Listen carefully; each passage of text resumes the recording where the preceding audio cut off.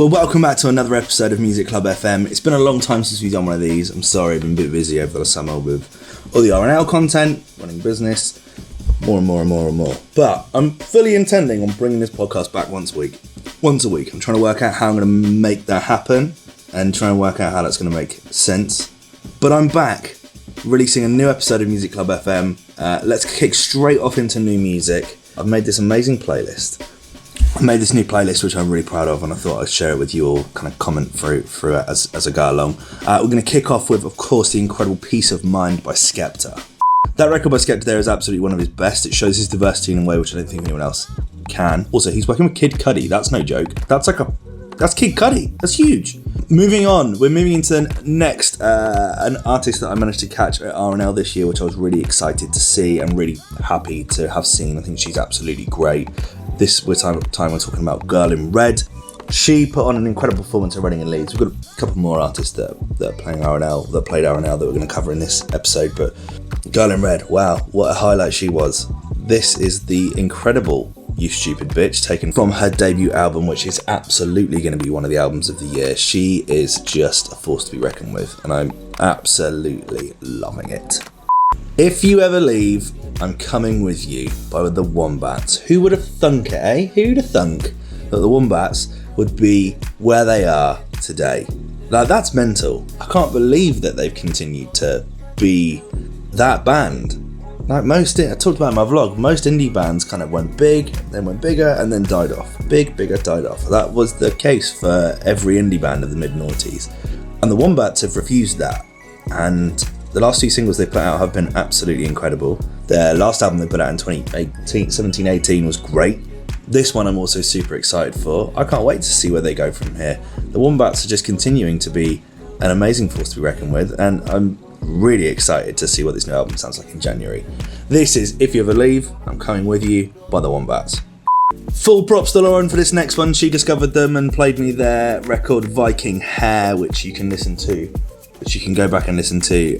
It's an amazing record. She discovered it when we were driving around Australia, so there is always some lovely memories with discoveries when you're on holidays. And they've continued to put out amazing new records. The debut album came out earlier this year. They have this really cool spoken word punk feel. The guitars are really clangy and a bit everywhere, and the lyrics are just amazing. Scratch Card Lanyard by Dry Cleaning. Talking about Australia, one of the most exciting bands in Australia at the moment is Amal and the Sniffers, continuing to just put out incredibly bogan Aussie punk, and I love every second of it. This record, Security, is all about trying to get security to let you in your pub so you can go and carry on having a drink.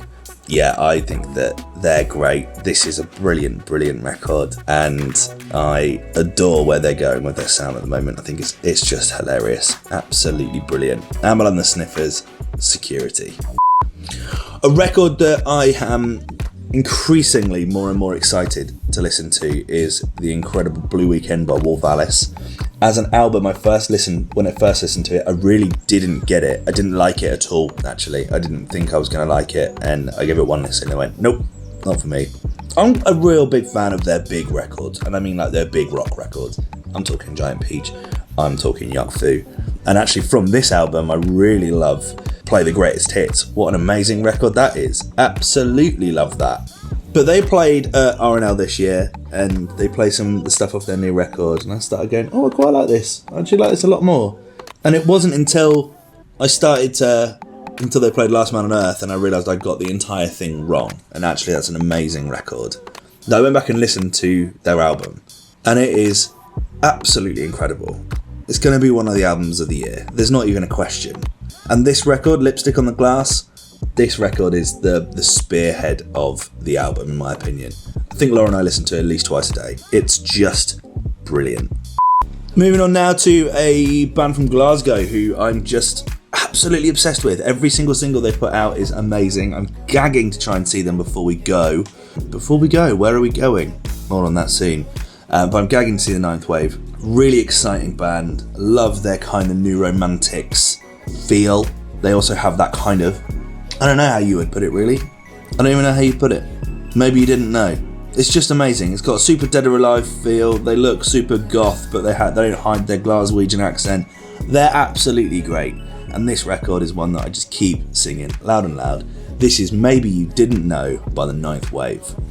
Last year, when I was doing season 2 of WTF, I did a few episodes about artists that are playing Glastonbury, and I intend to do that for season 4 as well. We'll cross that bridge when we get closer to the time.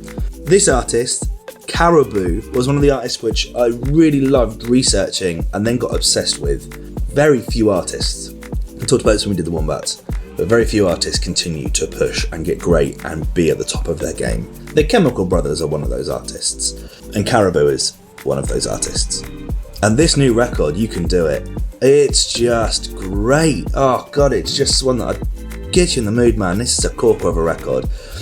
I love the way that this is a bit geeky now, but the vocal sample, it's slightly out of time, so it falls into different time signatures throughout the record. It works though, I love it, and only Caribou can get away with doing that. This is You Can Do It by Caribou.